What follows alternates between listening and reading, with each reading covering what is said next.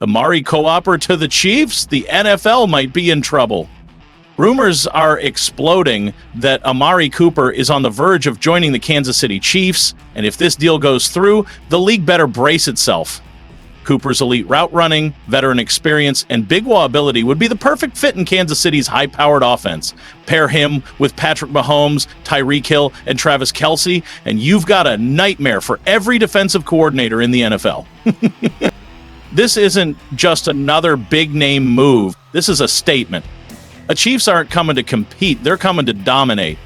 With this kind of firepower, depth, and leadership, Kansas City looks like the clear favorite to win it all in 2025. The path to the Super Bowl goes through Arrowhead, and nobody's walking out of there untouched. Chiefs Kingdom, are you ready for this historic run? Drop a if you believe this is the year we bring another Lombardi home. Let's talk Browns. Straight out of Berea, Ohio, something seismic is stirring within the Cleveland Browns organization, an undercurrent of transformation that could redefine the roster, reshape the quarterback hierarchy, and potentially alter the very foundation of the franchise. Imagine waking up as a diehard Browns fan and being blindsided by headlines, not about marginal adjustments or routine offseason moves, but about a potential bombshell trade that could send ripples across the entire NFL. Yes, it's happening right now. Reports out of Berea suggest that the Browns front office is actively engaged in conversations that could culminate in a blockbuster quarterback deal.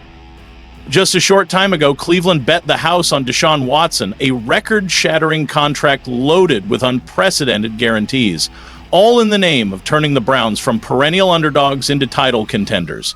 But today, the tone has shifted dramatically. Franchise owner Jimmy Haslam has publicly admitted what fans have whispered for months. The Watson trade may have been a colossal miscalculation. And that's not speculation, that's a direct confession from the top. Before we unpack this, hit the like button if you want to stay locked into everything happening with the Browns, because this saga is unfolding fast. Now, let's dive deeper.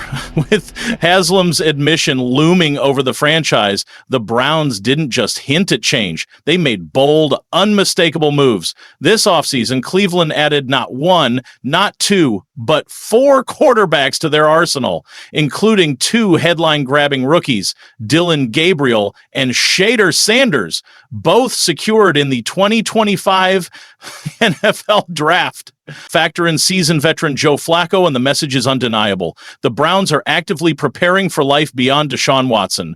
And then things got even crazier. According to ESPN Cleveland's Tony Rizzo, speaking on The Really Big Show, the Browns are being strongly encouraged to explore a trade for Watson. Let that sink in. The front office is being advised to part ways with the quarterback they once mortgaged their future to acquire. Rizzo didn't mince words. He said, "I think it would be in everyone's best interest, the Browns and Deshaun Watson's, for him to move on. Get him out of that locker room. I believe his career is over in Cleveland, but not over in the NFL." That statement carries tremendous weight. This isn't some anonymous source hiding in the shadows. This is one of the most connected voices in Cleveland sports, declaring flat out that Watson's time in orange and brown is finished. But moving on from Deshaun is no small task. Financially, it's a minefield. His contract, one of the most bloated, front-loaded deals in league history, is an albatross. Combine that with a resume since leaving Houston that's been plagued by injuries, legal controversies, and underwhelming performances, and you begin to understand the magnitude of the challenge the Browns are facing. And yet, they're not retreating. They're not waiting on divine intervention. They are executing with urgency, rebuilding, re-strategizing, and reloading, with or without Watson. That's why Cleveland now boasts one of the deepest and most volatile quarterback rooms in the NFL. Now, here's where it gets wild. In a move that blindsided the NFL world, the Browns acquired quarterback Kenny Pickett. Yes, the same Kenny Pickett who was a first-round selection by the Pittsburgh Steelers back in 2022. After a tumultuous stint in Pittsburgh and a backup role with the Philadelphia Eagles in 2024, Pickett is now donning the orange and brown But that's not the end of the twist. According to league chatter, the New Orleans Saints have set their sights on Pickett as a potential trade target. With Derek Carr's retirement leaving a massive void under center, the Saints are currently relying on a shaky quarterback trio: Tyler Shaw, Spencer Rattler, and Jake Haener. Shaw, a second-round pick in this year's draft, is the tentative starter, not because he's earned it, but because there's no better option. Enter Kenny Pickett. A former starter with experience, poise, and upside, he represents the perfect bridge QB, someone to stabilize the offense while New Orleans maps out its long-term solution. According to Jiren Kawatada of Clutch Points, the Browns are unwilling to part with Dylan a third-round investment. That leaves one of the remaining quarterbacks, likely Flacco or Sanders, on the chopping block when final roster cuts arrive. If that happens, Cleveland will likely have no hesitation in flipping Pickett to New Orleans. So why even entertain trading Pickett after acquiring him? Simple. Depth. Flexibility. Leverage. Gabriel was the future, Sanders has undeniable star potential, and with Flacco in the mix, Cleveland suddenly finds itself in a position of strength, something that hasn't been said about this quarterback room in decades. With Sanders in the mix and Flacco anchoring the room with veteran composure, Kenny Pickett becomes increasingly expendable. He's no longer viewed as a cornerstone for Cleveland's future. A trade to New Orleans could yield the Browns valuable draft assets or roster depth in areas of greater need, but let's not gloss over Pickett's professional journey. At 26, his NFL resume is underwhelming. Career 15-10 record as a starter, a passer rating of just 79.3, and a near-even 15-14 touchdown-to-interception ratio, far from the expectations that once surrounded him in Pittsburgh. Once heralded as the heir apparent to Big Ben, Pickett may now find himself serving as a short-term patch for a Saints team desperate for stability. This all feeds into a larger narrative emerging out of Berea, sweeping, unapologetic transformation. And it's not confined to the quarterback room. Let's talk about another positional earthquake, the running back situation, which is turning just as volatile. The Browns made bold moves in the 2025 draft, selecting Quinshon Judkins in round 2 and Dylan Sampson on day 3, sending shockwaves through the RB depth chart. These additions sent an unmistakable message to Jerome Ford, the presumed successor in the wake of Nick Chubb's injury, that his starting role is no longer guaranteed. Enzo Flojo of Clutch Points was blunt. The Browns' backfield is undergoing a changing of the guard. Once projected as the lead back, Ford is now battling just to make the roster. The writing's not just on the wall, it's engraved in stone. Trade whispers have intensified, with the Houston Texans surfacing as a realistic landing spot. And playoff caliber squad in search of a versatile change-of-pace weapon. Houston could be a perfect fit for Ford. While Ford's 2024 campaign didn't break records, 565 rushing yards and 3 scores, his efficiency impressed, with an average of 5.4 yards per carry. Add to that his dual threat ability, 81 receptions for 544 yards and 5 receiving touchdowns over 2 seasons, and you've got a weapon with real upside. But with only 1 year left on his rookie deal and 2 rookies hungry for touches, it seems like only a matter of when, not if, Ford will be dealt. And speaking of running backs, there's another subplot quietly unfolding. Veteran back Deonta Foreman, once brought in to steady the ship during Chubb's absence, remains unsigned as OTAs ramp up. His production nosedived in 2024, just 232 yards on 71 carries, with a career-low 3.3 yards per attempt. His Pro Football Focus run grade cratered to 58.5, the lowest since 2020. At this point, whether Foreman catches on with another team or quietly exits the league what's clear is that Cleveland is turning the page, and doing so dramatically. This isn't just a shuffle, this is a full-scale overhaul. So now we ask, should the Browns trade Deshaun Watson? Should Kenny Pickett be shipped to New Orleans? Is it time to cut ties with Jerome Ford? These aren't minor moves. These are tectonic shifts, and they point to one undeniable reality. This offseason isn't a retool. It's a rebuild in disguise. Cleveland's front office isn't making tweaks. They're delivering a statement. No position is safe. No contract is sacred. No player is immune to change. The quarterback carousel might not be done spinning. Will Joe Flacco survive the final cut as a mentor and steady hand, or will the Browns go all in on youth, ushering in the Gabriel Sanders era? And let's not forget the ripple effects. How will this chaos affect locker room cohesion and team identity? This isn't just about depth charts and stat sheets. This is about who the Cleveland Browns are becoming. Whether you're excited, anxious, or utterly bewildered, one thing is certain. The Browns are done settling. They're building a new standard, and they're making sure the entire NFL knows it. Now it's your turn. Sound off in the comments. What do you think of this offseason storm? Should Watson be traded? Should Ford be dealt? Is Pickett just passing through? Don't forget to like this video if you crave the realest Browns breakdowns, and subscribe to stay ahead of the madness. Go Browns! The energy around the Browns is absolutely electric. And I've got a stack of urgent updates that every diehard fan needs to hear. From chaos in the AFC North to sweeping NFL rule shakeups, Olympic headlines and playoff-altering scenarios, what we're about to cover could reshape how you see this team's future. Before we dive in, smash that like button and drop a comment. Go Browns! We were built for this. If you bleed brown and orange, you're in the right place. First up, the Cincinnati Circus once again. The Bengals are proving that dysfunction is their brand. Somehow, they pulled off the near impossible, signing both Jamar Chase and T. Higgins. Credit where it's due. But because karma never sleeps, they immediately fumbled their next move. Enter first-round pick Shamir Stewart, the defensive end they chose specifically to replace veteran pass rusher Trey Hendrickson, because they didn't want to pay Hendrickson big money. The twist? They won't pay Stewart either.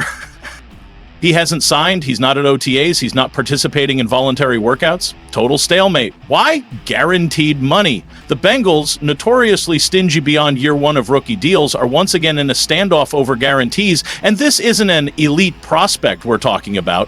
Stewart posted 3 straight seasons of 1.5 sacks, yet they spent a first-round pick on him, and now they're stuck between paying a declining vet and stiff-arming the rookie who was supposed to replace him. This is classic Cincinnati.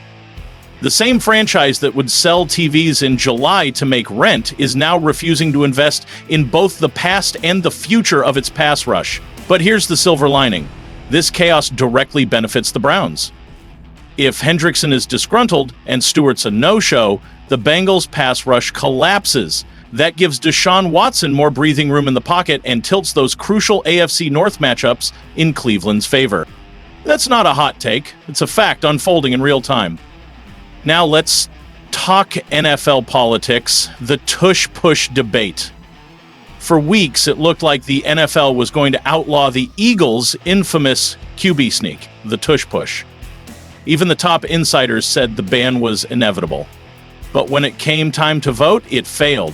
And get this, the Browns were one of just 10 teams that voted to keep it legal. While 22 franchises wanted it erased, Cleveland said loud and clear, no, we play real football. That decision tells you everything about the Browns front office. They believe in trench warfare. They believe in toughness. And they're not here to play flag football, disguised as the NFL. But let's also call out the absurdity of the league's handling of the debate. At one point, they tried to push the vote through without actually voting, even banning Jason Kelce from the meeting for being too intimidating. What is this, a Sith council? But common sense won. The play stays. And the Browns, by backing it, sent a clear message. This is a franchise built on grit, not gimmicks. And finally, the plot twist no one saw coming. Flag football is officially coming to the 2028 Olympics in Los Angeles. Yes, that's real. And before you roll your eyes, don't dismiss it. Because NFL players could suit up for Team USA. Think about that. Browns players potentially repping the U.S. on the world stage in an Olympic gold medal game. Here's the breakdown. 5-on-5 format, 10-player rosters, field size 70x 25 yards, 2 20-minute halves, 4 downs to midfield, then 4 more to score. And yes, no helmets, no pads, but still pure football. This is happening, and you better believe it's going to draw elite talent and massive global attention. Let's talk red zone execution. Inside the 5-yard line, it's all about burst, agility, and hands. And let me tell you, the Browns have 3 players tailor-made for Olympic-style flag football. Jerry Jeudy, absolutely built for it. Flag isn't about bulldozing defenders, it's about shiftiness, razor-sharp cuts, and making people miss an open space. Jeudy does that without breaking a sweat. Denzel Ward, he's a lockdown defender in the NFL. Imagine him in a flag setting with elite footwork and closing speed. He could erase opposing wideouts before they even turned upfield. And then there's Myles Garrett. Now, I know his brand is brute force and trench domination. But let's be real, if Superman wanted to learn flag football, you'd bet on him figuring it out.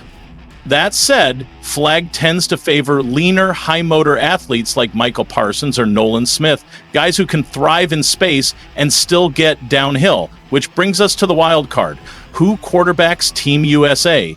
You could go with Lamar Jackson, speed, improvisation, and highlight reel movement, but 3 years from now, Jaden Daniels might be the one. One thing's for sure, with Olympic flag football on the horizon in 2028, Browns fans have a legitimate shot at seeing their players repping red, white, and blue on top of brown and orange. Now back to the playoff chessboard. Here's a massive shift that almost changed the entire postseason formula. The Detroit Lions proposed a rule to scrap guaranteed home playoff games for division winners. Instead, seeding would be strictly based on record, 1 through 7, top to bottom. It nearly passed, but at the last minute, support crumbled, and it's clear why. Teams like the Browns understand the value of divisional warfare. Think about it. If winning the AFC North no longer guarantees a home playoff game, Week 18 rivalries lose their edge. The fire, the tension, the legacy moments, watered down. Sure, there have been ugly outliers like Washington hosting a playoff game at 7-9 in 2020, but those moments are rare. They don't justify blowing up a tradition that gives divisional showdowns real weight. Ironically, had this rule existed in the past, it actually would have jumped to Cleveland. In 2023, they would have jumped to the 4th seed and hosted Houston. Same in 2002. But even with that boost, most Browns fans agree, earn your home playoff game by beating your rivals. So now I'm turning the mic to you, Dog Pound. What's your take on the tush push? Did the Browns make the right call voting to keep it alive? Would you want to see players like Jerry Jeudy or Denzel Ward in a Team USA jersey at the Olympics?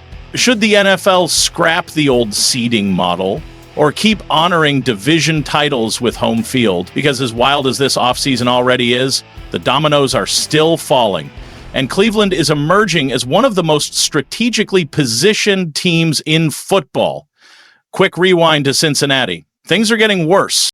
If Trey Hendrickson holds out longer than expected or forces a trade, the Bengals' already thin pass rush turns to vapor. For a Browns offensive line that's battled injuries, that's a green light for Deshaun Watson to slice and dice from the pocket. Now picture this, Amari Cooper, Jerry Jeudy, David Njoku getting free releases and extra seconds to work the field? That's a nightmare scenario for any defensive coordinator. And let's be blunt, Cincinnati's secondary is soft.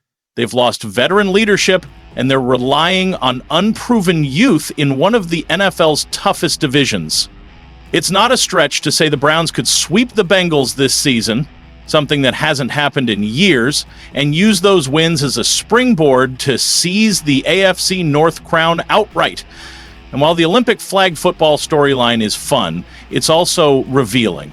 It's a glimpse into how this Browns roster is being future-proofed. The skills that dominate in flag explosiveness, agility, field vision, route precision are the very traits today's NFL offenses crave. This isn't the 199S anymore. Power still matters, but space is king. And Cleveland? They're quietly building one of the most spatially dangerous, matchup-breaking rosters in the league. So as we look ahead, don't just ask if the Browns are ready to win now. Ask yourself, are they quietly building the blueprint for what a 2026 Super Bowl contender looks like? Thank you, guys. See you next video.